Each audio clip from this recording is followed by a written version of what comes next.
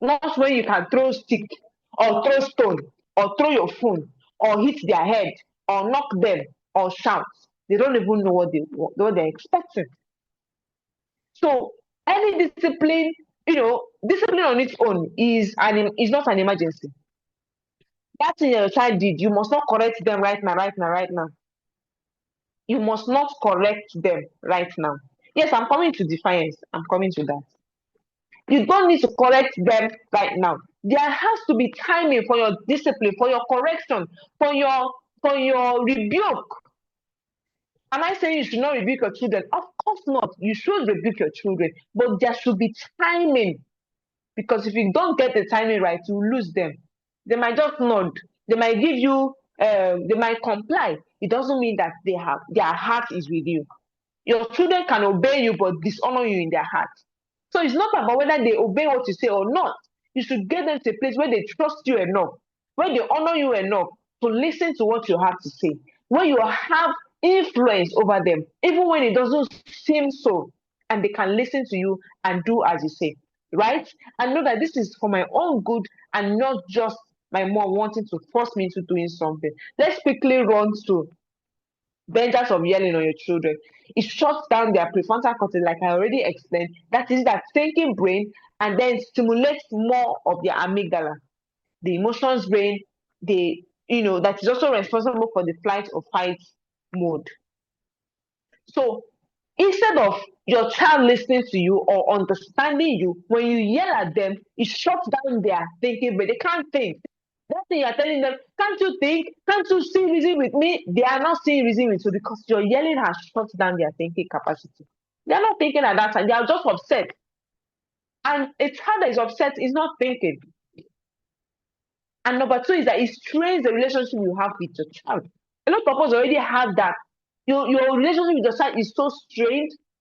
The distance between your child and yourself is like New York and UK or Nigeria.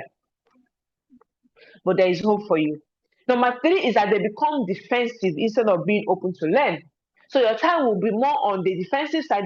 Their shield is waiting to come and block whatever you want to say and tell you how they are right and you are wrong. Who has experienced that? Number four, they shut down on you completely. They just stonewall you. They build their walls up high. You can't even see their life. You don't know what is that. You don't know your child. Nothing. You don't know who your child is anymore. You now watch them like a spectator because they are shut down on you and you won't be able, and they can't even, share emotions with you. They can't share their concerns, their challenges, their mistakes. They hide things from you. They can't trust you anymore. And, they move more towards their peers and other adults. And now, the other adults might even be more dangerous than their peers or even whatever it is that you're doing to them. Which is why it is very important to stop yelling. Now, how do you begin to manage your emotions better? Moving from a yeller to a calm parent. Number one, identify your triggers. What triggers you? Someone is saying, "Yeah, I can't recognize my daughter." That is it. So there are so many reasons why we yell. I get it, and we are coming to that. However, if you always want to keep making excuses, hey, this is why I yell, she's doing this, she did that, I did this, and she did that, he did this, and all of that, you will not make any headway. Forget about your child. You see, in this class, I am for you people. I came for you parents, my fellow parents, I came for you. Don't tell me he's my daughter that do this one. I know they are children. It is their job to be children, but it is your job to remain a parent. So identify your triggers. What could be your triggers? Your triggers could be any of the following. Excuse me. Number one, morning routine. What's your morning routine like? When they are preparing for school, how is it like? Is it chaotic? Is it peaceful? They wake up, you start shouting.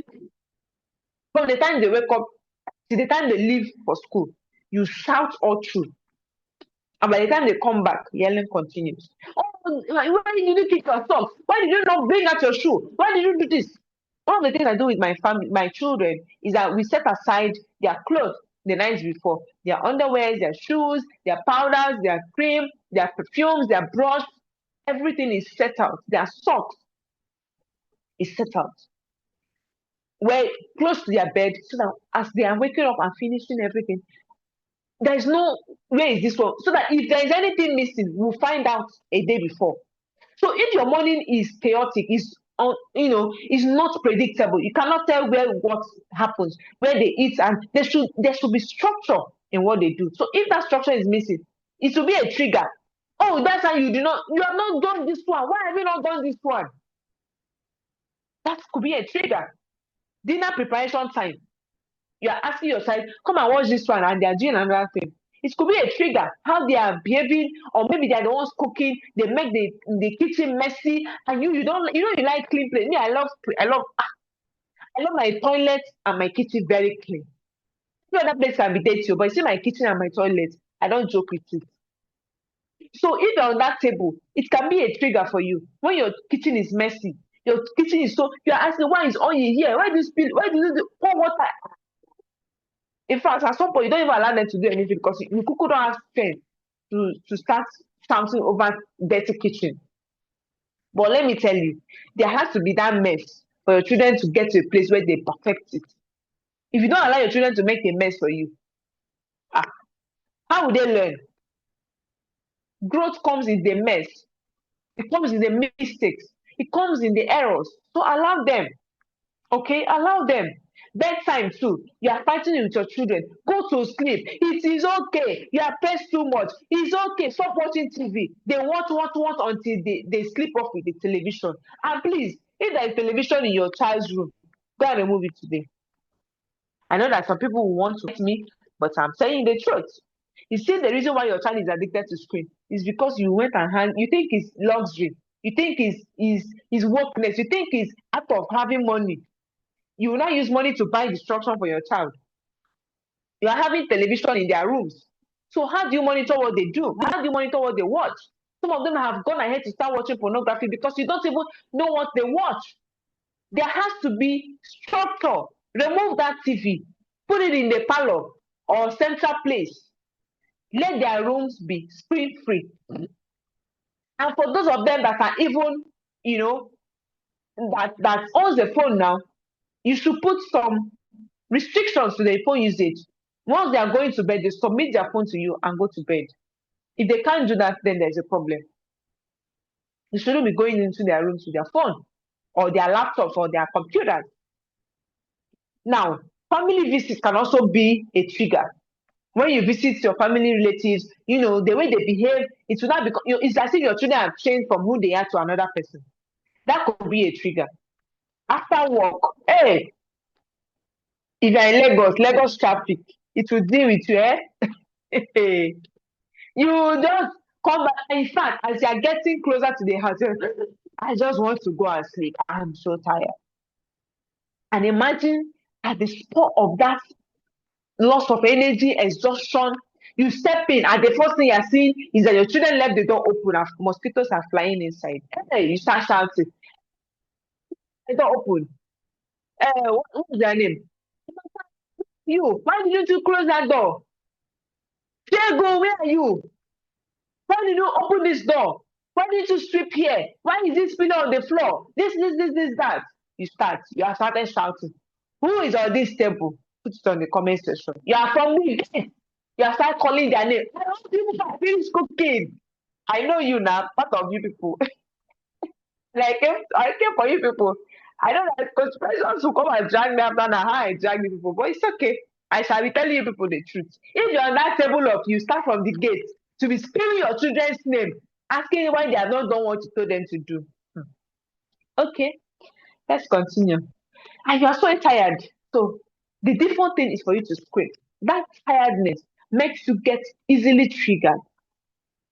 House chores, how they are doing it. Come and mop this place. Where this how you mop. Mop it like this.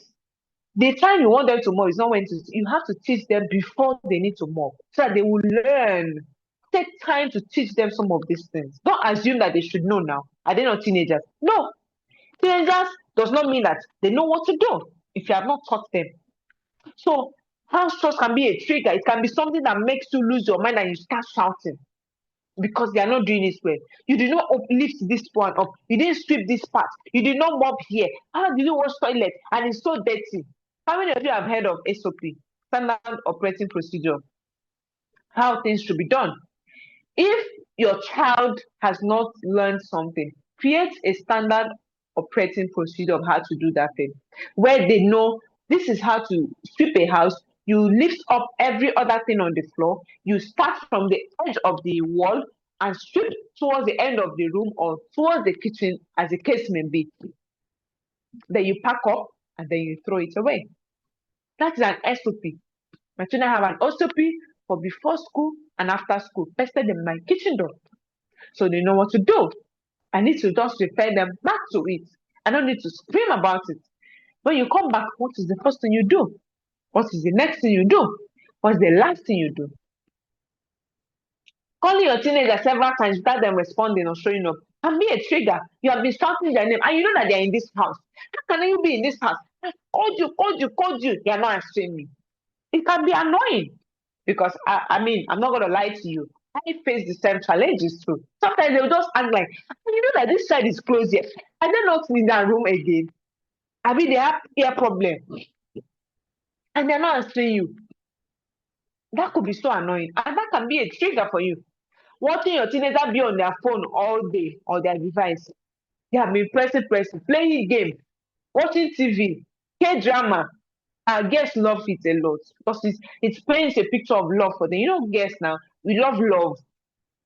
So they are easily attracted to it. So when they are on that phone forever, and especially when they have not even done what you wanted them to do, it can be a trigger for you. Arguing with your child over something that you clearly know more than them can be a trigger. They're telling them something that you know as an older adult, but they're arguing with you and telling you how you are wrong and they are right. Being lied to, your child is lying to you, or being shouted at by your teenager. When your teenager is talking back at you, it can be a trigger for you. It can make you lose your mind. It can make you lose your cool and start screaming and start shouting. Now, the next thing you need to do is to accept the responsibility of ending your yelling cycle. After identifying all of these yelling, your triggers that I mentioned, and others that you might be able to identify on your own, you need to now accept the responsibility. I'm going to end this yelling cycle. The next thing is that you need to find alternatives to your yelling. Now, this is where it gets interesting. And if you have not been writing before now, you need to write now. You want to get how to stop yelling, right? There you have it. Here are some ways that you need, the alternative things you need to do instead of yelling.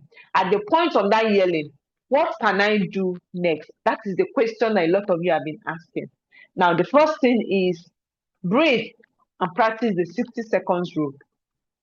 Your child has, that time you are stepping into the house and the house is chaotic, the first thing to do is breathe so loudly, so strongly, and wait for 60 seconds.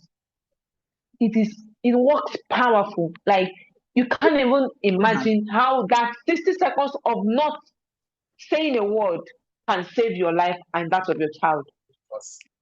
So wait 60 seconds before you say a word.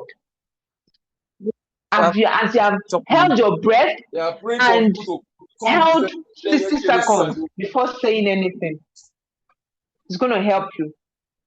The next thing is talk it out calmly.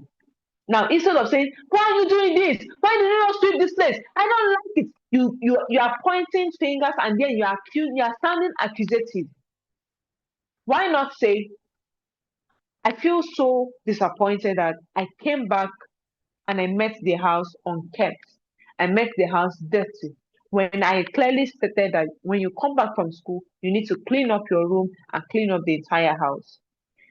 That moment of speaking calmly also makes the other person know that I am also a human being.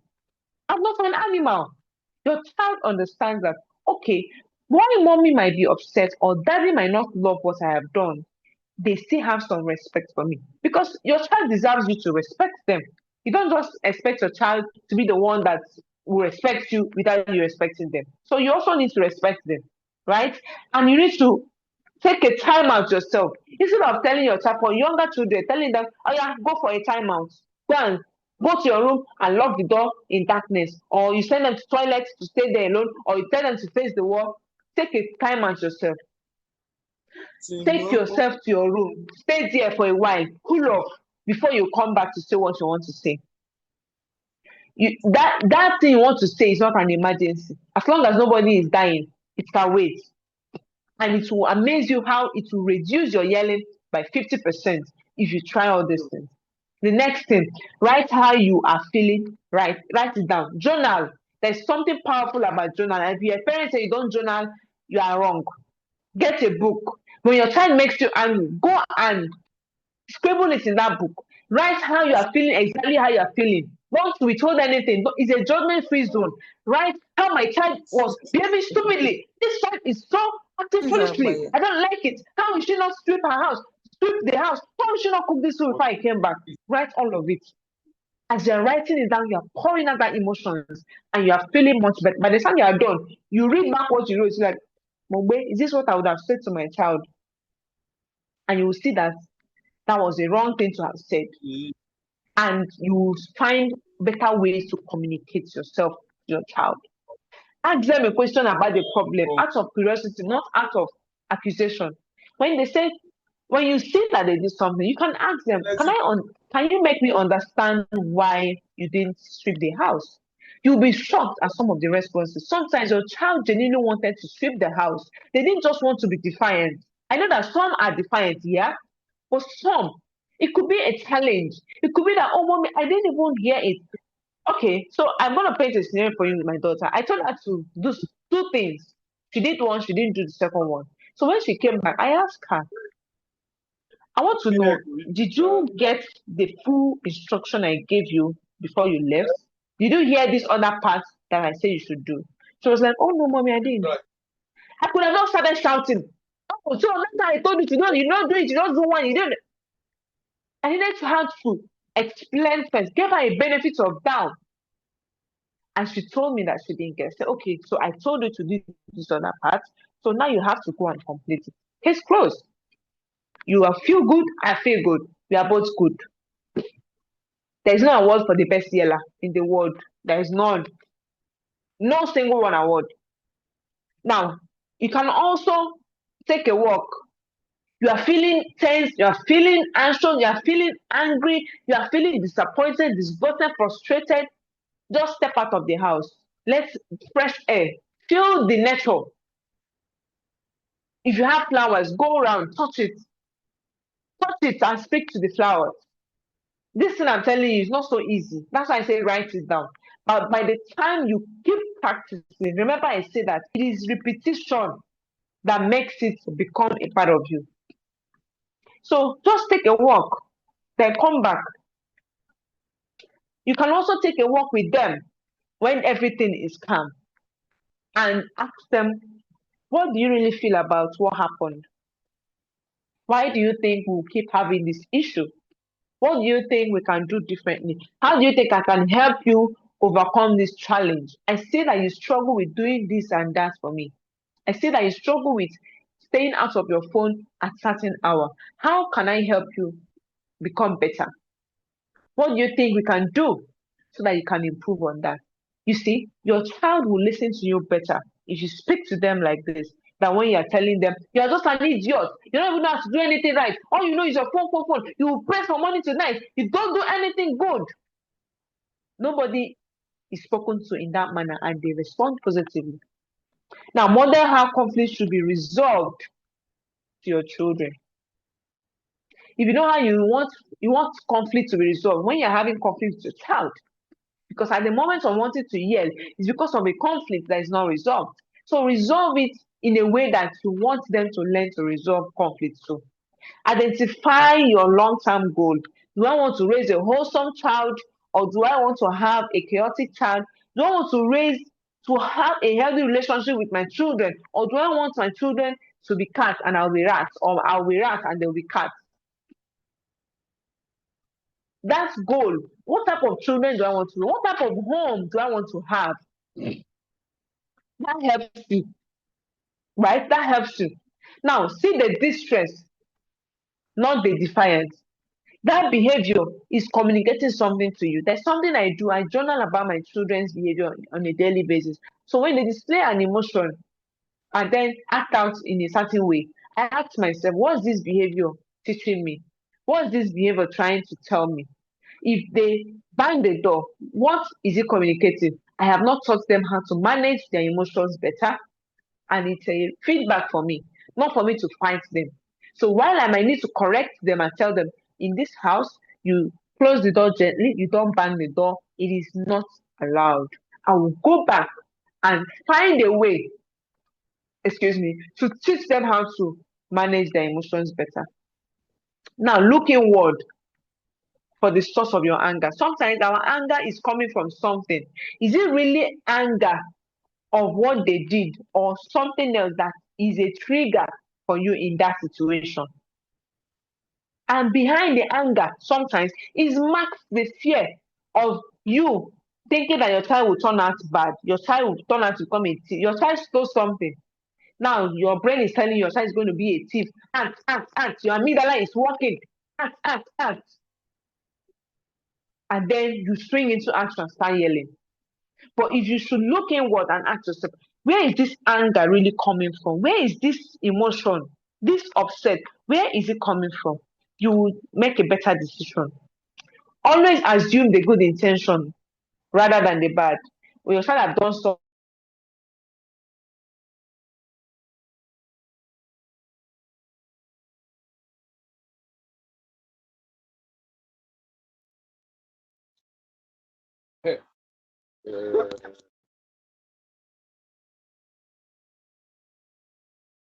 attention, this child you will not kill me in Jesus' name. You even add in Jesus' name to justify your dramaticness. Some of you are acting drama that is causing trauma for your children. So please, don't always assume that they mean bad. Sometimes assume the good intentions behind the behavior. Your child spilled something. They could have wanted to do something well and they slipped and that happened. So look at it from that angle. Look at it from that point of view. Don't be quick to judge. You're not a judge. You're not a judge to your children. You are their teacher. You are their gardener. You are their nurturer.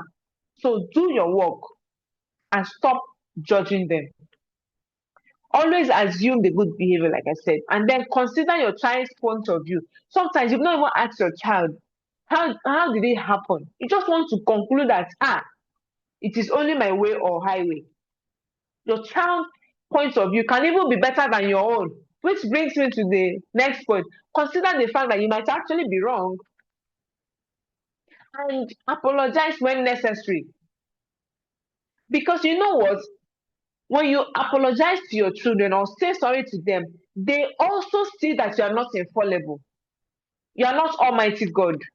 And you know what that teaches them? That they don't need to want to be perfect. They don't need to pretend to be perfect. They don't need to pretend that everything is okay, because this is something that they also deal with. All right? So apologize when you are wrong. And I would like to stop here and see what, maybe if you have time, I can take questions. And the last thing I will say is, when you notice that you're about to yell, stop mid-sentence. Before you finish that statement, just swallow it back and take it back. Calm down before you say anything else. Thank you so much. I know I have taken so much of our time. In fact, I had to rush so much to be able to meet up. Thank you, Coach Precious, President of Girls, for this opportunity. I do not take it for granted. And I hope I didn't hit us so much and hit us too hard. And if I did, I'm sorry, but I'm not also sorry. It is for the good of our children, and you're here to hear the truth and nothing but the truth. And I hope that this will help you to begin your journey of becoming a calm parent and not a yeller. Drum roll for everyone here for joining me. And this is where I draw the curtain. Thank you, everyone. Thank Wow, you. amazing, amazing. Please, can we give Coach Christy some flowers? Let's give her love. Let's give her some appreciation. It's been an amazing 1 hour plus. This woman, thank you so much. I was writing, see, my notes is filled. I was taking down things as she was teaching because we learn every day. We learn every day. And it's good that she's also sharing from her own personal experience, because that's she shared how she used to be a yeller and how she's moved from that to becoming a calm parent. And I'm glad she also mentioned that it's not easy. So it's not like, oh, it's calm, you just stop yelling on day one. I mean, there will still be some accidental discharges, right? All right. So there will still be times you just okay. And then when you do that, don't now say it's not even possible not to yell. Let me just go back. Don't switch back, ma. Remember the goal. I told us on the WhatsApp group to set a goal. What kind of a parent do you want to become? Who do you see yourself raising in 10, 15 years from now? That's where it starts. If you don't have a goal post, you won't know when you have scored a goal. You won't also know when you have missed a goal. But with a goal post, you can tell, I missed it today. Okay, I got it today. Because you now have a goal that I don't want to be a yelling parent. I don't want to be a beating parent. I don't want to be a nagging parent. Because if you do, that's how you also become a nagging grandparent, a nagging mother-in-law. The line goes up. A nagging staff, a nagging employer, a nagging employee. People can't have their peace around you because you don't know what it takes to control your emotions. We say, "It's my child. It's my child," as if they open your mouth to bring out the words they're yelling. It is you that it is you that carry something and through. Now it's your child. So it's actually about controlling our emotions.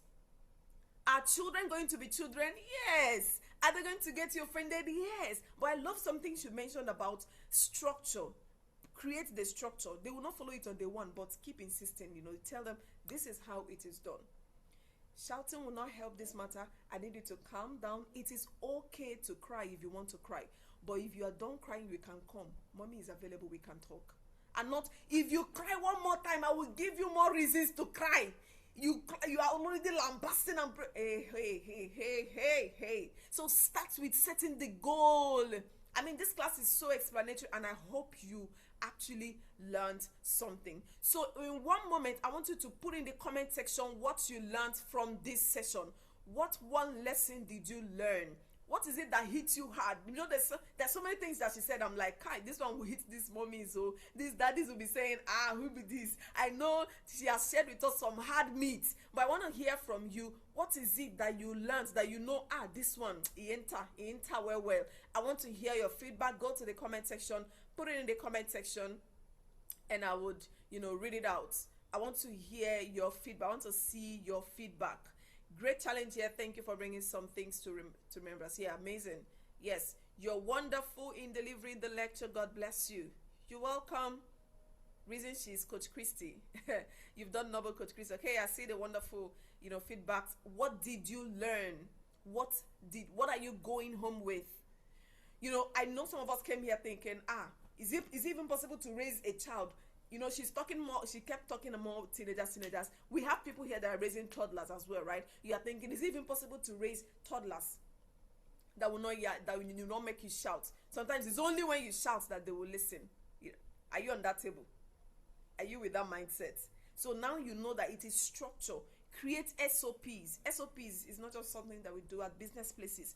How is it done in your home? When you wake up, tell your children what's the first thing they should do when they wake up, so that when they wake up and they don't do that thing, you go back to this is how it should be done, and not, don't you have brain? I've told you every time you wake up, in this house, this is what you do in the morning. You wake up, you brush your teeth, you do this. If they don't, go back to it, review, reiterate it, and then create consequence.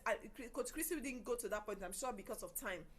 Consequence. So consequence is not you beating and pushing them. It is, okay, I think she mentioned part of it. You lose a privilege. Okay, I'm supposed to drive you to school, but you are late. Okay, you're going to enter public transport. Or you're supposed to get up ready, you're supposed to cook, you did not cook early. I won't bail you out. You're going to still do the cooking, finish it. If you go late, you would have to take the punishment in school. So you don't need to shout, because in that moment you are missing an important part, which is teaching them from the experience. That shouting will now make a fight instead of teaching them a lesson. Okay, so I'm seeing some of the comments. So someone said, my home my take home is to learn to stay calm, quiet, and think before reacting or yelling. Amazing. You, after thinking, you will not react and yell again. Good evening, and thanks to the coach for this initiative. I joined in when training had been done. There is, however, a question I would like to ask.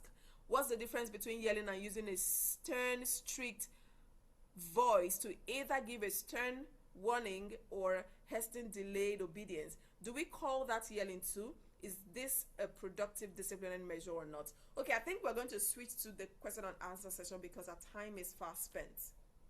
Coach Christy, let's take some questions.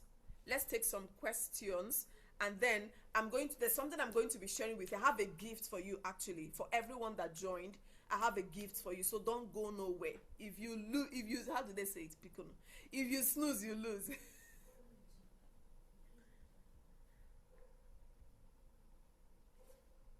Can you hear me? Is my voice? Someone is saying that my audio is low.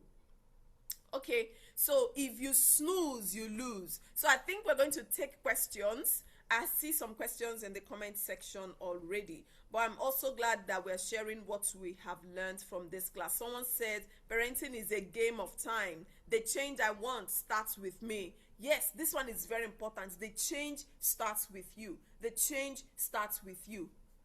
Don't expect your children to start the change. Start it. After all, you are the adult in the relationship. Now you be the adult. You are the adult, so act like the adult. Create that structure. Have family time. Connect with your children. You cannot correct who you have not connected with.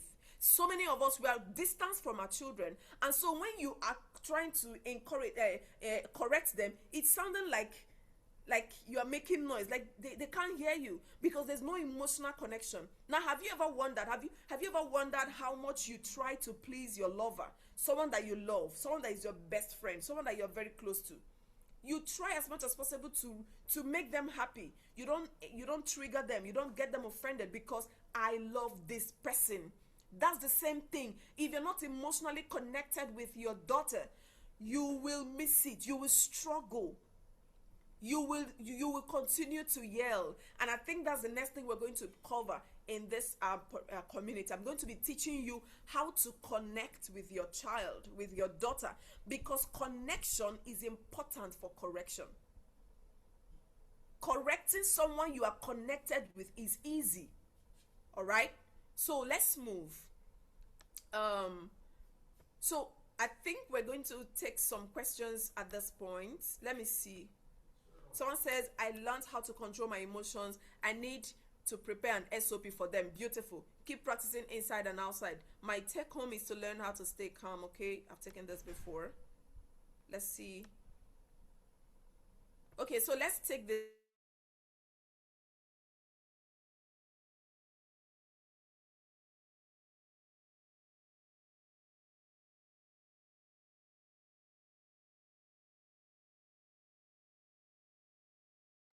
Okay, I think Coach Precious is frozen. Or is it from my end? Okay, she's back. So, Coach Christy, did you hear what I said? No, you were frozen. You were frozen a bit. Is it for me? Please confirm in the comments if she's moving and if she's not moving from my end. I can't seem to hear her. Okay, you're back.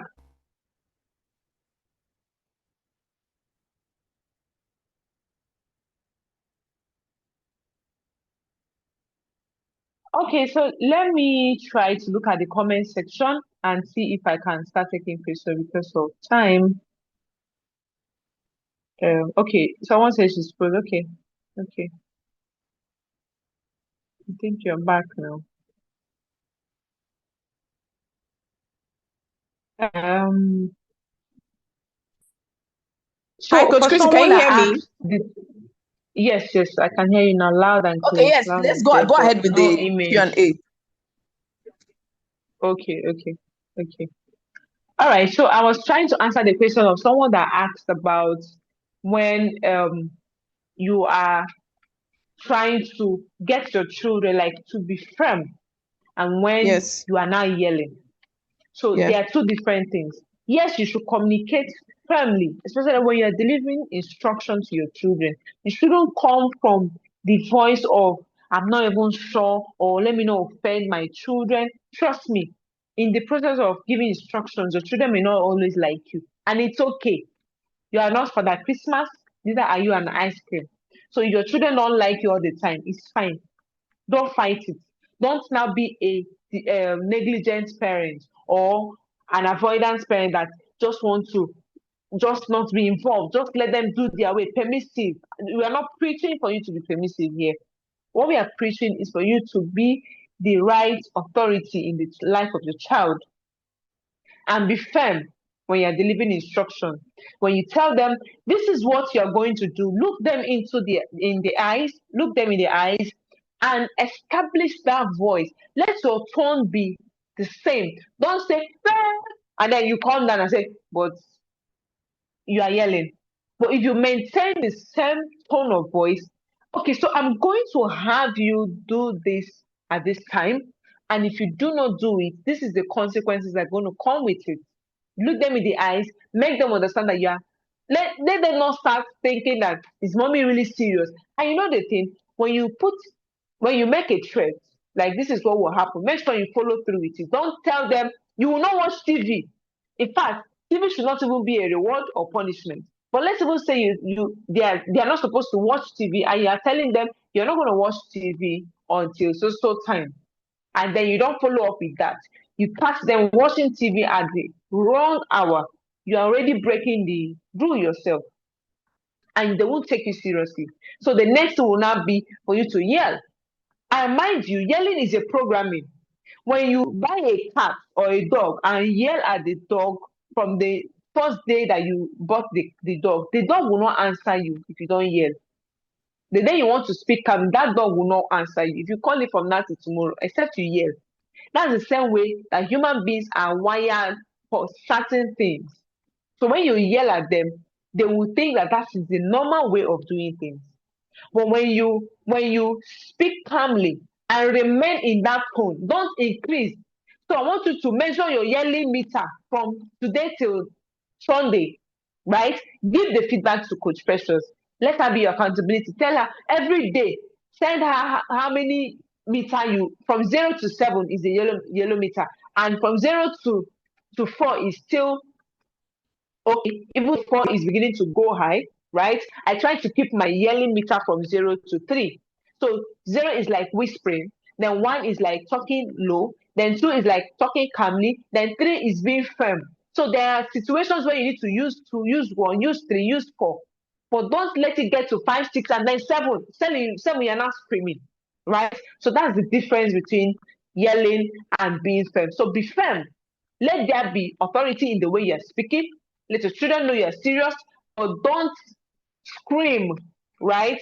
You can still establish your authority without needing to shout. I hope I answered that question. Yeah. So the next question.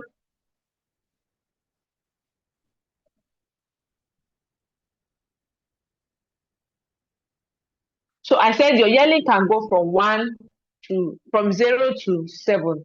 So you can measure it every day. At the end of every day, come back and write. In all honesty, don't lie to yourself. Write whether your yelling was between. It can be in between, right? It can be between 1 and 2 or 3 and 4. It's like that. Still put it like that. But you need to now know how many out of the 7 days, what number did I stick to more? Did I stick to 7 or did I stick to 3? If you had more less number than you had the high number, you're already making a progress. Celebrate your win. Don't say, oh, I failed. No, you're making progress. So celebrate that win, but keep at it. Don't stop. So buy a book today and start measuring your yelling meter. The day you yell at 7, write 7. When your tone is so high that you need to really bring your voice down before you can feel normal again. That means it's quite high. But when the next person in the next room does not even know what you said, that means your yelling is normal, is within normal, voice, right? All right. So I have a All 12-year right. old daughter So, that Coach is very Christy, I really sluggish love in what doing you things. said. Can you hear me? Okay, okay. Yes, yes. Yes, I really I love was what going you to said rush to the about next question. the voice thing. Actually, yes, there Mm, is. You can actually reduce. You can actually speak firmly without shouting. Now, you won't. It doesn't mean that you will whisper. You talk like your normal voice. You check, and then I like mm, what you said. If you have to, by the time you stop, come back to a normal voice, then you were shouting, you were yelling. But if it is, mm, like I'm talking, you're seated with your daughter, and you're saying, what happened in your room 5 minutes ago? Why did you do this? So that conversation, you're not smiling, you're not being soft like like vegetable, you're not being weak, you are being firm as the parent, but at the same time you're not shouting, you are not dehumanizing her with a yelling tone. That's just the point. So I really love the justice you did to that. So let's see if we can take one more question in the comment section. okay. If you also want to ask your I saw. question, if you want to use the audio, you can raise your hand. Please, go, Chrissy, go ahead. Okay, yeah. Okay, so I saw a question. I have a 12-year-old daughter that is very sluggish in doing things, and that made me yell, how can I work on her? So let me rephrase this. The question should be, how do I become better? Not how can I work on her. Yes, you should work on her, but before you do that, you need to deal with your own self. Remember, I said you should point back the torchlight on you, not on your child. So every child is not going to be fast. I also have that problem. You know why you feel your child is sluggish? Because your temperament is different from their own. If you're a choleric, we are quick. We like get it done, get it done. But for a, a melancholy or a phlegmatic, they are not so get. So if you want them to behave in the same tempo like you, it's already a problem. That's why I say deal with you first. You have to acknowledge that, okay, as much as this is my child, they have different temperaments. And I'm going to tie this question together. I don't know if it's the same person. Okay, there are different people. How do I cope with my daughter that is never in a hurry? And this, first of all, why should your child be in a hurry? It was Jesus in a hurry when he was on earth. Let me humor you a bit. Jesus was never. Do you ever see Jesus say, "Disciples, let's go. You people are slow. Let's go, move." If you want your child to be early for something, start early. You don't wake them up by 6 when you want them to be in school by 7. What magic are they going to perform? So you need to be able to structure. That's why I talk about structure. Let there be structure so that they know what to do part time. For a child that seems slow, what you can do is to ask the child, okay, so what do we begin to do to make you do things in a more rapid way? Like to hasten up with things that you're doing. Do we need to wake up earlier? Do I need to give you an extra time so that by the time you finish whatever you're doing, you are still on time?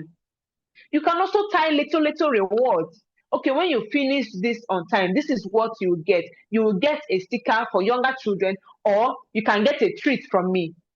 You start helping them. They begin to see joy, derive joy in being earlier to things, derive joy in being quicker. It doesn't mean you're going to force them to become who they are not. Some children want to take things slower. It doesn't make them sluggish. It doesn't mean they're sluggish.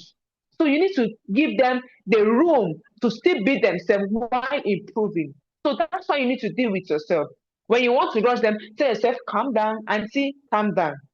Have that auntie voice in your head that tells you, calm down, okay? Just calm down. Nobody died. And even if somebody died, I'm still alive. So calm all the way down and let us take this thing bit by bit. It can be hard, it can be difficult. We want them to hasten up, do. But sometimes allow children to be children, be the adults. So if your child is seeming slow and you tie that to be the reason why you yell, there's something behind that yelling. It's not necessarily the sluggishness. Because, like I said, your temperament might be two different worlds apart, and it's making you to be impatient. You are always impatient. You cannot stand someone that is slow. Teach them how to be faster. Give them timer. Tell them this is the time you have, and when this time elapses, you can't do the next thing because you have to move to the other one. And it helps them to begin to, hasten up by themselves. What you want is for you to try to control themselves, not for you to control them. Because if you keep controlling them, you always control them till they become adults, and you don't want that for your child. You want to build them up to be able to take charge of their own life and control themselves. I hope that helps. Thank you. Amazing. You did a very good justice to that question. Thank you very much, Coach Christy. I think we're going to also take another question, but let me quickly show us this. This is a gift I have for everyone here. 10 proven alternatives to shouting and yelling. Coach Christy, she has been able to share a few things. And, there are other things I would also want to say, but for want of time, I've put this together. See, one of the things you must become as a parent is a learner. You can't delegate it. You must become a learning parent. You must learn. Because if you don't learn, tell me the miracle you want to do, perform, to raise a daughter in 2026. Come on now. How do you want to do it? You must be a learner, committed learner. So you have to read, you have to learn. But the flip side is also true. As you are reading, learning to become a better parent, your children, your daughter also have to be in that process. All right. So this is that season, this is that time. For some of us, we came into this group and we're like, oh, let me just comment. What are they even talking about? Okay, a free PDF. Okay, I've downloaded. Okay, I've read it. Makes sense. Okay, some sense. Okay, come on. Yeah, let's go. There's more. And as you're not seeing that, okay, there's actually a way to create a structure in my home to reduce chaos, to reduce, anyhowness, to reduce ups and downs. I can capture my children. I can get them to be more focused, more productive. I can also control my own self because it starts with me. Change starts with you, not your child, not your husband, not your toddler, not your teenager, but you. So take that responsibility. So you can now start thinking, because you can't control what other person is doing, but you can control what you're doing, right? And the responsibility is on you. So I have this gift for you and I want you to read it. I'm going to send it to you by tomorrow. For those of us that would want, how many of us want this? Do you want this? Do you want the 10 proven alternative to shouting and yelling?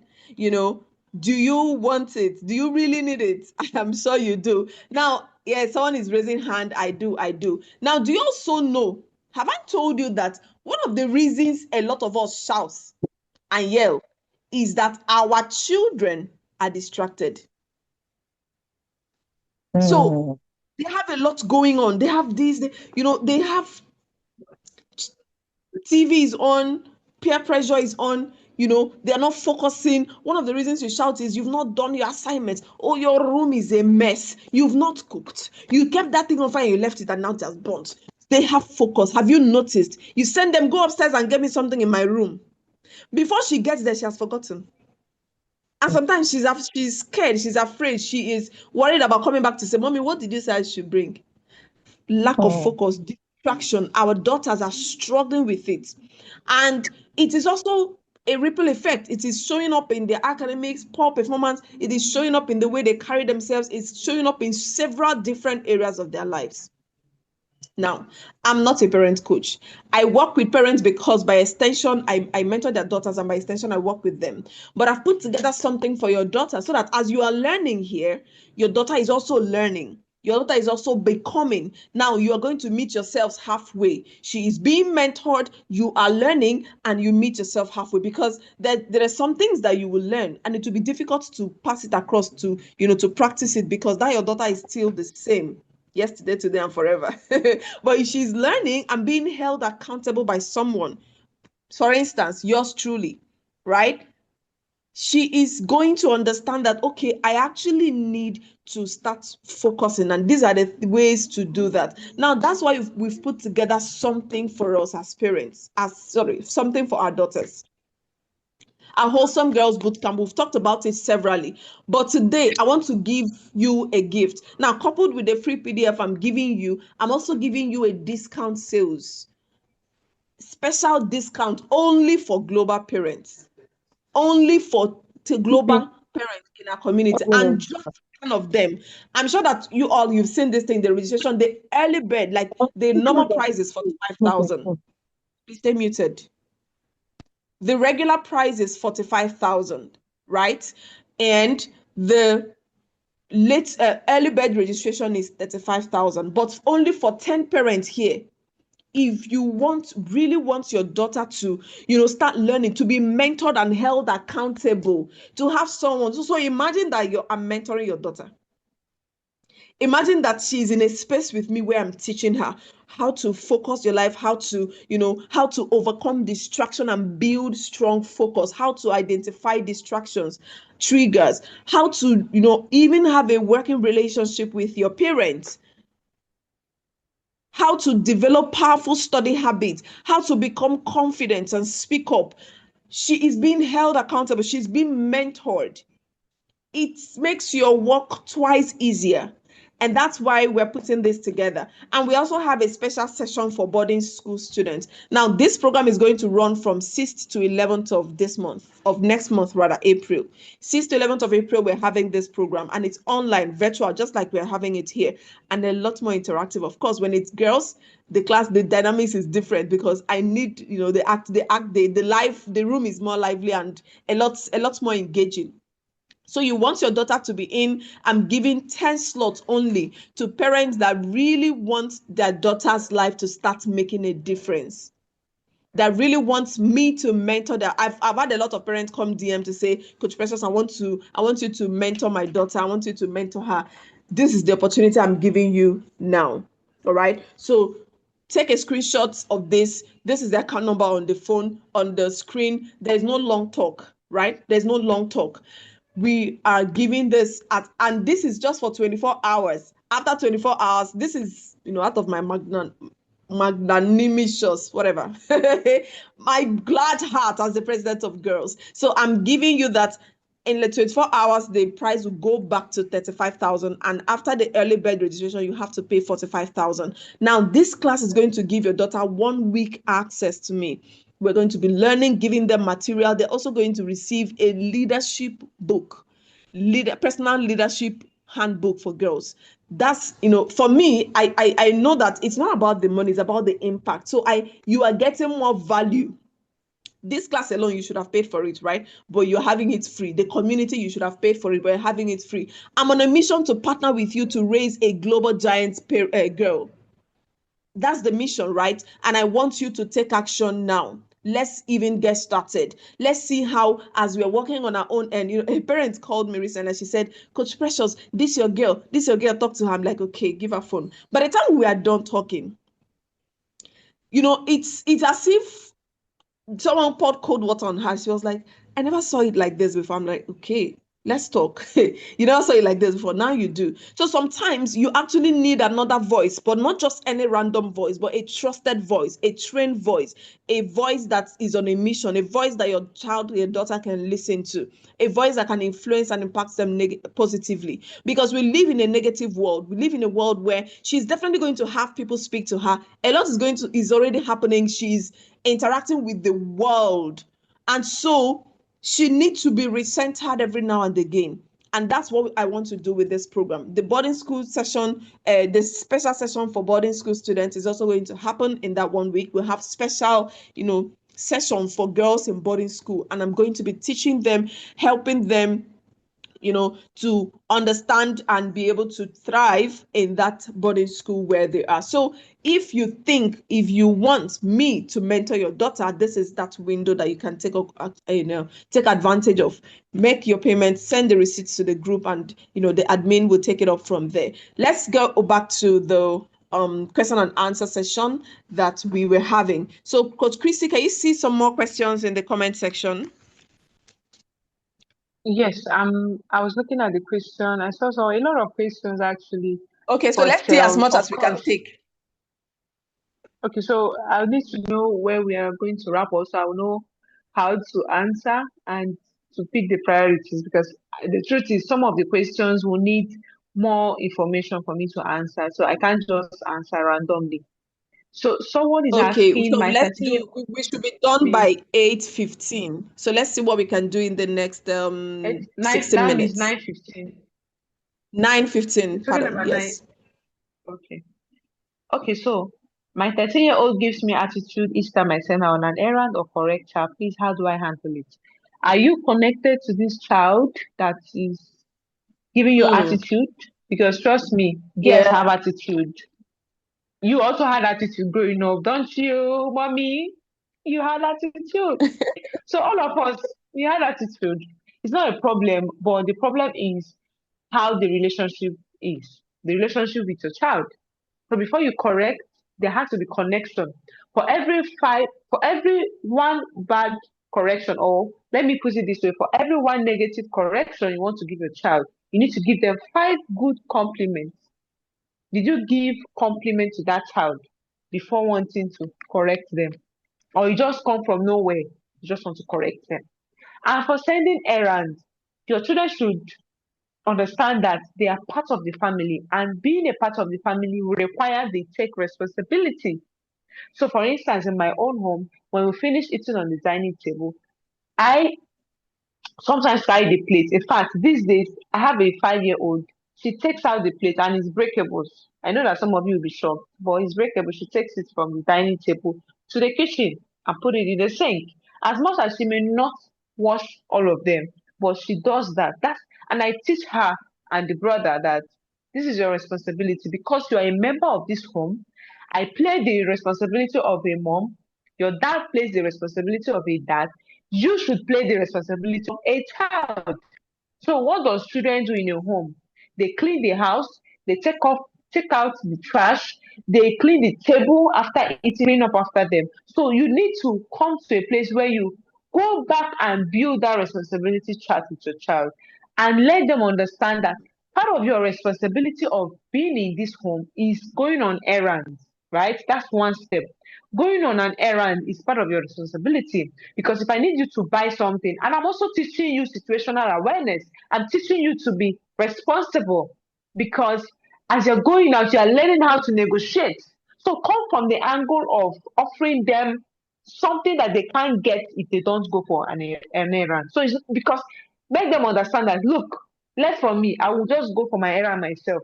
But I'm teaching you something with this errand. I'm teaching you negotiation skills. I'm teaching you social skills. As you're walking, you can see someone you greet. How do you greet them? How do you converse with them? You get there, how do you communicate? The way you communicate with a sound person is not the same way you communicate with an aboki in quotes. So in teaching them all of those things, and you take them along with you when you're going for errands, let's say you're going to market, you take them along with you. Do you have conversations? Do you communicate with them? Do you gist? There has to be gisting with your children. So all of those things add up before you can now say, oh yeah, go and do this for me. So if you understand that errand is part of their responsibility as children and that they benefit from going out to buy things, to experience life outside of your house because they're not going to be in your house forever. It also triggers internal motivation because you want them to have internal motivation where they want to even go for that errand without you sending them. So it's all about how you position and how do you send the errand. If you send it with the idea of commanding for teenagers, they will fight you. But if you come from the angle of I need your help in this, can you help me get this and that? The tone of voice matters. That's why they will struggle and they will start murmuring and complaining and just go out of grudge. So that's also very key. And yeah, so I hope that will help with that. And then get them into Coach Precious. She's going to chisel that attitude. Okay. So thank you. I hope that All right, answers that thank you very question. much. I think it is okay if your child, I mean, it is okay to feel anything, but you do what is right no matter how you feel. So if you send them on an errand and they're Exactly. offended, it's fine, no problem. It's Be you fine. offended, It's but go fine. and take the Completely trash fine. out. They don't need to It's like fine to it. be You angry. You are can be gonna do angry, it, but man. go and take the trash out. Cream. All right. Don't expect your Now, child to like you all the time. You are not an ice cream, please. all You're the a time, parent and remain exactly. so. Yes. And then it's also important that we invest in their love tank. I said this connection Yeah. thing a lot because if you love someone, now imagine that your best friend came to the house and you wanted to go and make food and you said, Bestie, please, can you help me in the kitchen? There's no, I mean, even if they don't, they will have to explain why and you will understand it. But otherwise, they will want to help you because they love Yeah. you, they are connected with you, you have rapport, you talk, you gist. All right. So if that is established, if that part is settled, then invest. So that's why investing in their love tank is important. If you do more withdrawal than deposit, you're going to have problem, especially with your teenagers. So you need to be able to Yeah. do more deposits than withdrawal. How many of us like withdrawal? How many of you like debit alerts? Nobody likes debit alert. We love credit alert. So if you're always crediting your daughter's life with love, with affection, with gist, you talk, you connect, you do things together, you commend her, you affirm her, you do all of those. And then one moment she does something and you are correcting her, you tell her, this is wrong.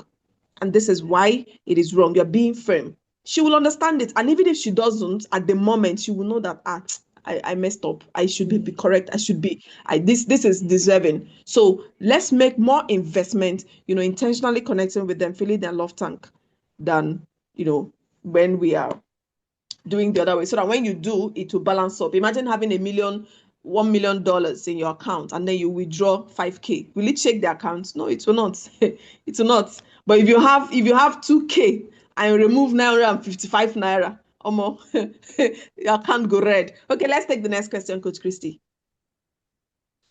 Okay, when I'm in the kitchen, my daughters don't like being around, and when they are there, they don't want me around.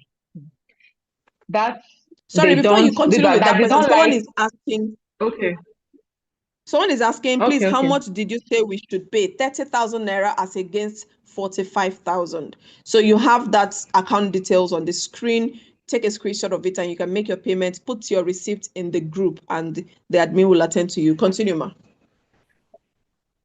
Okay, so that someone is asking that her children doesn't like her being around when she's in the kitchen, or they don't like being around her when they are in or they don't like her being around when they are in the kitchen. That they don't like um it when I say do it system. I think this question, the answer, connection. So have you connected with your children? I mean, friendship is a tool in parenting. You don't need to be friends with your children, but you need to use friendship as a tool. You need to establish friendliness. You need to be friendly with your children. They need to be comfortable because there are some teenagers talk about like kids. They don't want you to hear if you are not close to them. If there is no relationship with them, possibly you shut them down or told them how they don't cook well, and so they feel it's better she just stays out when we are cooking. Let her not tell. Maybe you boss them. Do you know that it's okay to ignore something sometimes? Yeah, Yes. they may not be Yes. getting it all the time, but sometimes ignore. Nobody died. Act like you are not seeing it. Maybe they even pour the water. Just look at them like it's okay. Let's just clean up the mess. Sometimes my children will just feel something and they look at me and I just say, clean it up. I say better for you. I will not even say a word. You just go and help herself. So sometimes allow them, give them some space, give room for mistakes. If you are always telling them, oh no, Yes. no, no, you must put it exactly like this. There is no cast on Mm. stone way of cooking a particular. It might surprise you to know Yes. that way you are doing it is not even the way. They might have better recipes than you.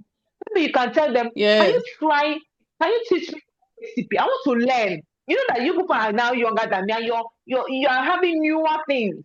You know, Mm. the in thing. Teach me how to do it. Be curious. Don't come from a place of I'm your mother. I'm the one that will tell you what to do. They will just bottle up and then sort you out of their word. And you want to be in their word. And Trust Coach me. If Christy, you're not in their word, you are losing. Yeah. yes, I think it's also important that we know. I like what you said about, helping them to understand that they can do that your daughter can do better. There's that possibility. Yeah. So if you're always correcting them, the way you are slicing this is not what I told you. Maybe it's because of your temperament. Maybe you like things done certain way, like cut it neatly like this.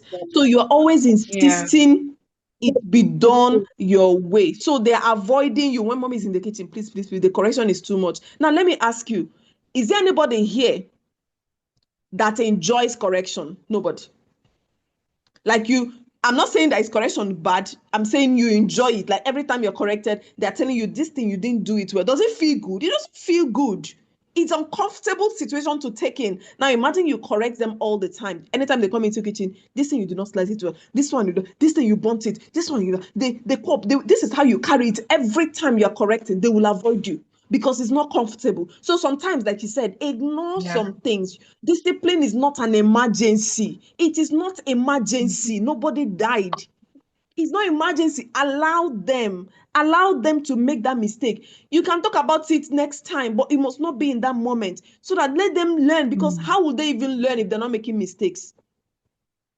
So correct today, skip 2 days. Your house will not burn, ma. Just make sure you give them the task that is, age appropriate. All right. I think that's Yeah. what I would say to that. Yes. You suddenly, and then make the kitchen time fun time. You can just, gist while doing it. Yeah. You can play something. I Play remember some sometimes I'm music. doing Let something in the them play kitchen. the music I they play love. something that I'm listening to with my girl, and I'm like, did you hear that? Did you just hear what that person said? We listen to things, and sometimes it may not Connect. be. Yes, it may just be something that you're learning and you're talking. It can be anything, and it will bond that connection. They will look forward to kitchen time. Trust me. Let's take another question. Remember Okay. that we have just 10 slots, only 10 slots Yeah. for this special discount. So if you're taking advantage of it, make your payments, register your daughter.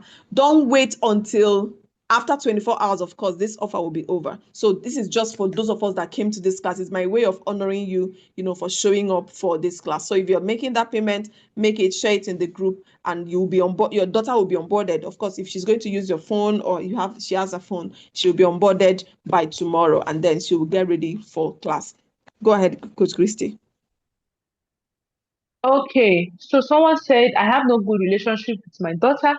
This is why I joined this platform and I have seen changes because I no longer yell at her. Amazing. I mean, it's good to be truthful to yourself, right? So you have done noble by joining this class, but go beyond that to learn, read books, and then get that your daughter into the mentorship program because she needs it to also learn how to relate with you as a parent.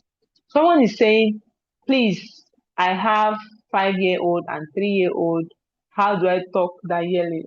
Funny enough, that's almost the ages of my children. One is 3 and one is going to 6. So it's easier to even start this no yelling when they are younger than when they are teenagers. Because at teenage age, trust me, you are now being pursued by trailer. Trailer is pursuing you. But if you are young like this, you are still cruising, maybe a bicycle is pursuing you, so you don't need to run too much. So what I would say is build relationship with them, build connection with them, play with them. See, at that age, don't be too serious to children. Today we were supposed to take a stroll, but because I knew I was going to have this class, I had to take them along when I went to buy things in the supermarket for our family shopping. Yes, they will be slow, they'll slow you down, but that's the fun of it. If you don't build that relationship with your children at this age, you will lose them completely at teenage age.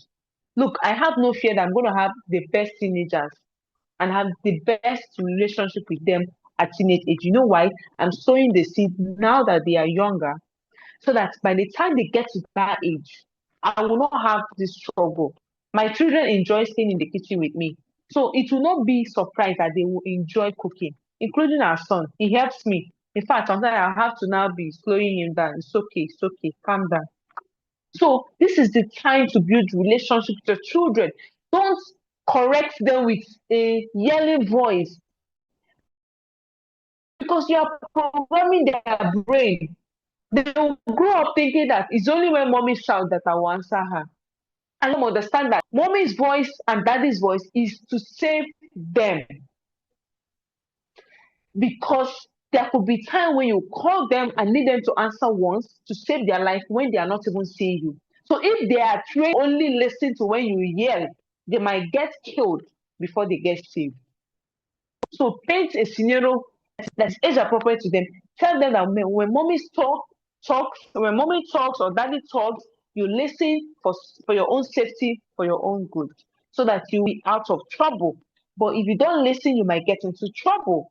So you don't need to wait until mommy raises her voice before you answer. And when you yell at them, apologize to them as young as they are. Yes, say, I'm so sorry I yelled at you. I shouldn't have done that. Say, we parents, we like to be proud and act like Please, let's the days talk of about doing this that apology part. current We don't like this apologizing, current no. generation, you cannot do it. Oh. Parents, apologize to your children. If you know you have done something to your child, as you're leaving this class, wear your humility like a garment that cover you from head to toe. Go to them and say, "Oh, I'm so sorry for this. I shouldn't have done." Put your face. I know that you can't even raise your face. Put your face and be telling them. Don't put buts. Don't say, I'm sorry, but you are the one that made me to hear. You have scattered that apology. That is not acceptable. I be Coach Precious. Do you Yes, accept such apology for your yes. girls? No, I No. cannot. Apologize without putting but. Don't say but. You are the one that made me to hear. In fact, I had a mentee that needed to apologize to her girl that was serving her, and she was coming from that angle, but you are the one that I said, Auntie, I'm going back to apologize again. And don't let me hear inside that apology. Once you put but, the apology is invalid. So apologize Diluted. sincerely and take responsibility. Take responsibility that I Mm. yelled, not that you made me yell. I chose to yell, and I'm going to better so that they will see the sincerity. See, being vulnerable to your children doesn't make you a less of a parent. It makes you Yeah. more of an authority to them. It even Yes. increases your influence over them. They see that my mom is Exactly. not spoilable. My dad is so humble. And so when they do something to you, you don't need to come and tell them, apologize to me. They come by themselves. And they say, I am sorry Yeah. for this. I shouldn't have done it. They want Mm. the same thing you want them to do to you. Do it to them first. That's why our parents lost us. Our parents never learned how to say sorry. And we carry that badge of honor. Please go and put it inside dustbin as you're leaving this class and start apologizing. I hope this helps. Sorry, if this bad boss is more than what you're speaking, but I don't know, I cannot help it. It is for our own good. I love that. But you see that Yeah. apology part. As African parents, it's as if all of us are in one Hmm. WhatsApp group. You cannot apologize. I was in a meeting one time. I was in a business class, and then a man who was sharing what he did, what happened to him and his daughter. That the daughter was trying to help him do something. Like the daughter saw something that was about to spoil. I don't remember the exact story, and he didn't know because he was in a hurry, and he shouted at the girl, and the girl got frozen. She was scared. And then eventually it turned out that the girl was actually trying to help him. And he said, as an African parent, I did not have, I couldn't, I just told her it's okay, it's okay, it's okay. You've not taught that child closure. You've taught her that you shouldn't apologize. And that's how we were raised by parents that cannot apologize. And we don't apologize. And we raise children that cannot apologize. The circle goes on. So if you want to break that circle, apologize. Humble yourself and apologize when you do something to your child. Now, when you're apologizing, you are teaching them how to also apologize without literally saying apologize. You are also empowering them to seek for apology when someone outside does something so that they will not become timid. Someone does something, they can also actually tell the person, please, what you just did is not right. I deserve an apology. You are empowering them to know that when someone does something that is wrong, they should apologize. And you should also do same when you're in their shoes. And it also bonds your relationship with them. And that but, please remove it. Don't say, I'm sorry, but Coach Christy, God will bless you.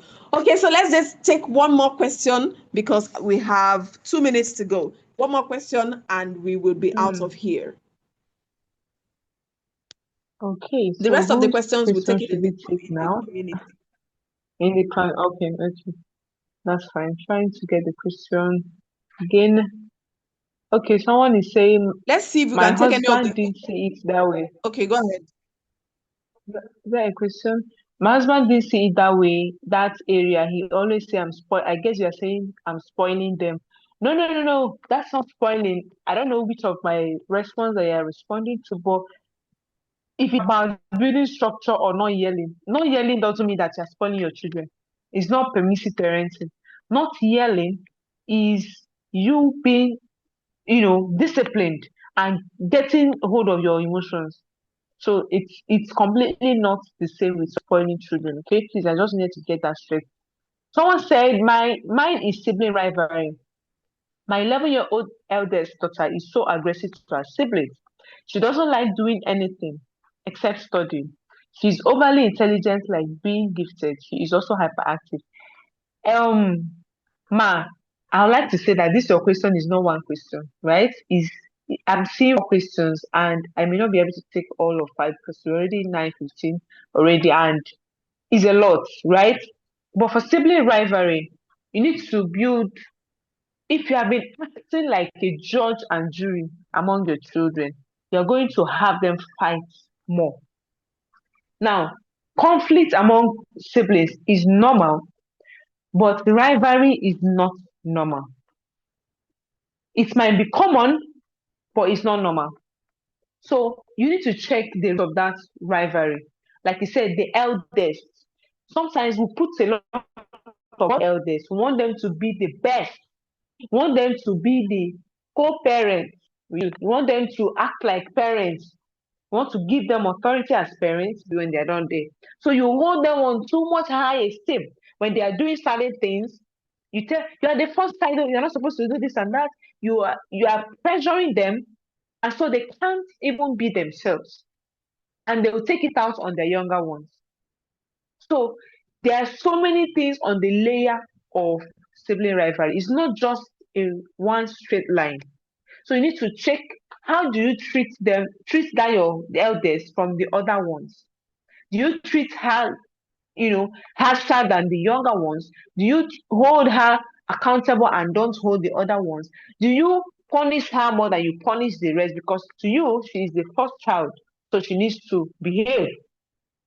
All of those things. Do you show more affection? Do you play favoritism to the younger ones than to her? That can be a pointer to why she's aggressive. Are you also aggressive to her? If you're aggressive to her, she'll take it out on the younger because she learns that authority is about subduing whoever is under you. So they press down the person that is under them as long as they have the power. But when you teach them that having authority is being able to cater for the other people under you, she learns that. So it's going to take you a lot of work and a lot of time to get her to start being more empathetic. Let them play games together where they have to be a team, not rivals. So get them to play together and be a part of that game, right? Don't just dump it on them. Make sure that when you're buying a game, it's a game that we can play together as a team and let them understand team spirit. Let them understand working together, right? Sportsmanship is very important. If you don't do that, your children will always fight and don't get into their issues. Let them settle themselves. Teach them how to settle their discord by themselves. If you're always coming to say, you, what did you do? Okay, you did this one. So therefore, you are the one that will you now punish one person and leave the other person. You are going to fuel that rivalry the more, and it's never going to end. And if your child is too intelligent, it's not an excuse not to do anything. I don't see how that is going to be the best. So your child not being able to do any other thing because they are intelligent in quote is they are going to kill themselves because you are seeing intelligent people who are irresponsible. And you don't want to raise that. You want to raise a balanced child, not just book smart and word illiterate, but all round smart. That's what you want. So let them begin to learn to find joy in other things because maybe they find joy in just reading. So let them find joy in doing other activity, in playing games, in taking a walk, in doing other things that are not book related. So that should help and a few other things that you might need to. It's a lot, right? It's a lot, but I'll stop here. Thank you. Okay, thank you so much. What I would also say is that our children are different and unique. The way you're raising one child cannot be the way you're raising the other child. You have to understand their uniqueness and speak to that language. You're not doing preferential treatment. No, you are loving them and treating them according to their personalities and according to their uniqueness. So if she is this kind of a girl, what's like how do you get her to understand what she should do? Is it a talk? And then does she feel powerless? Because when people are doing that, she's feeling powerless. She's feeling, why am I in this position? Unspoken fight inside her. So you want to find out the underlying reason. She may not say it, but you want to read in between, see what is not shown and hear what is not said.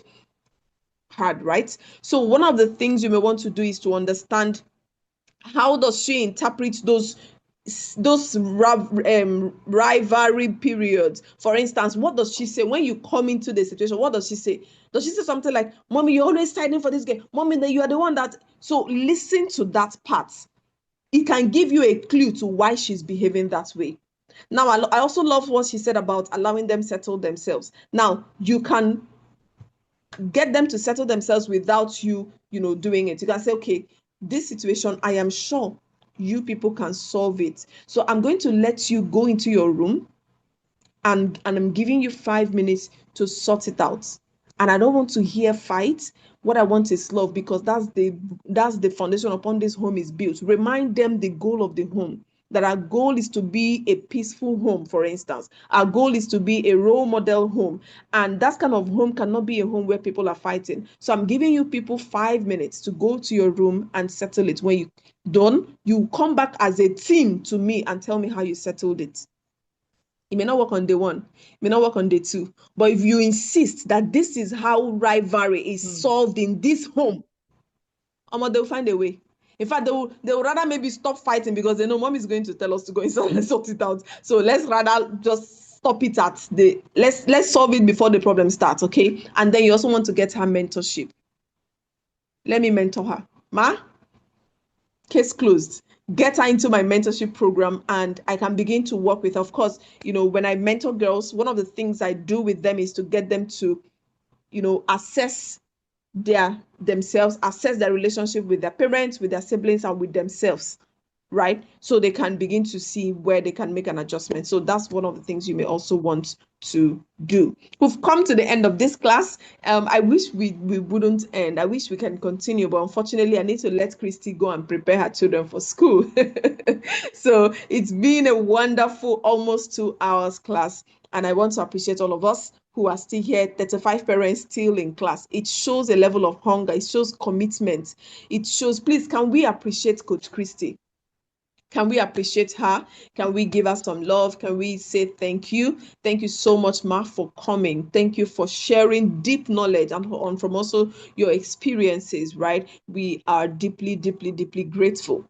Let's give us some warm appreciation in the comment section. All right. So the rest of the questions you can drop it in the group, and we'll find time to address those questions. And if you also feel like you want me to mentor, or you want to get me to mentor your daughter, like privately, it is possible. You want to get her into this class. Remember, we have only 10 slots for parents that really, really want, their daughter to begin to get to that point of working on themselves, becoming a better version of themselves. You can also sign them up for this class. We'll continue the conversation in a group. Thank you, everyone, for showing up. Thank you, Mrs. Oni. Thank you, Mrs. Bami Saye. Thank you, thank you, thank you, everybody. Thank you. Yes, yes, yes. I see you all. We're going to continue. If you have people, you have friends that are raising daughters, you want to bring them into the global community, because these are the things we are learning. For some of us, it's the first time you are actually learning this parenting thing. For some of us, it's the first time that you're seeing a class for parents or something like that. Please don't stop here. Go through the things you've written. Go through the materials I've been sharing with you and the ones I will still share with you. Apply them, learn. Tell yourself, I can raise a child. I can parent without yelling. That's where it starts from, really. Okay? So thank you, everyone. Yes, please make sure you follow Coach Christy. Go to her YouTube channel, Chat with Christy. That's the name of her channel. And then you can also find her on Facebook and on Instagram as Christy Ikedeze. Christy, please let's know what's the name now on Facebook. Okay, it's Christy Gabs Ikedezi. So I'll just type Okay. it in the comments Okay, yes, please put it in the so that comment you section get in the case they want to follow you. Christy Yes, so you Gabs. want to be able to see more of her, see more, interact with more of her content, then you can definitely see that in there. All right, so I'll just give one parent opportunity to do a closing remark. As we do, it's our culture to do a closing remark, someone to come up the stage and say thank you, and reiterate what it is that she's also going to do, or he's also going to do going forward. So who is doing our closing remark? You can unmute yourself or raise your hand and I'll call on you. Very quickly, please. Okay, Asemota Ose. I hope I got the pronunciation. Asemota Ose. Yes, over to you. Unmute yourself and talk.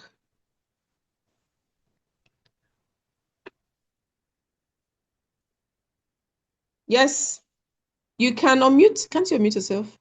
Please unmute yourself. I've given you No, I permission to don't think unmute she yourself. can. All right. Okay, I'm Asemutal, sir. I want to thank All right. the organizer of this section. It has been really beautiful. It has been great, and I have learned a lot, and a lot. I want to thank Coach Christy. I have been in so much intentional parenting forum, and I have not really had all of this I had today. She's great. She's wonderful. Thank you very much. Thank you, President of Girls, for this initiative. God will bless you.